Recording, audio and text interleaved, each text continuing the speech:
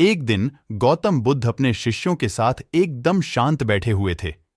उन्हें इस प्रकार बैठे हुए देख शिष्य चिंतित हुए कि कहीं वह अस्वस्थ तो नहीं है। एक शिष्य ने उनसे पूछा कि आज वह मौन क्यों बैठे हैं, क्या शिष्यों से कोई गलती हो गई है? इसी बीच एक अन्य शिष्य ने पूछा कि क्या वह अस्वस्थ हैं, पर बुद्ध मौन रहे। तभी कुछ दूर खड़ा व्यक्ति जोर से चिल्लाया, आज मुझे सभा में बैठने की अनुमति क्यों नहीं दी गई है? बुद्ध आंखें बंद करके ध्यानमग्न हो गए। वह व्यक्ति फिर से चिल्लाया, मुझे प्रवेश की अनुमति क्यों नहीं मिली? इसी बीच एक उदार शिष्य ने उसका पक्ष लेते हुए कहा कि उसे सभा में आने की अनुमति प्रदान की जाए। बुद्ध ने आंखें खोलीं और बोले, नहीं, वह अछूत है, उसे आज्ञा नहीं दी जा सकती।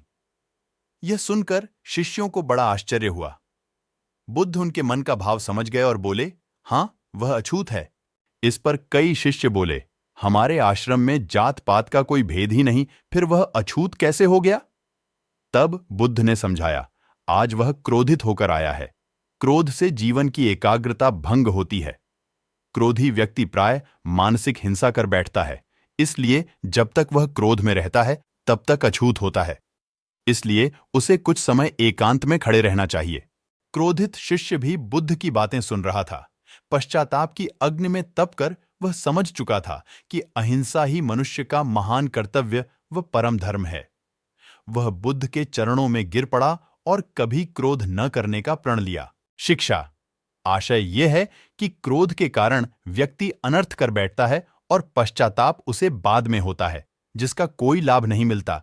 इसलिए हमें क्रोध नहीं करना चाहिए।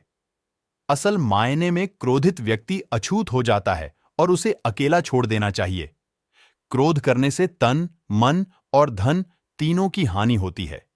क्रोध से ज्यादा हानिकारक कोई और वस्तु नहीं है।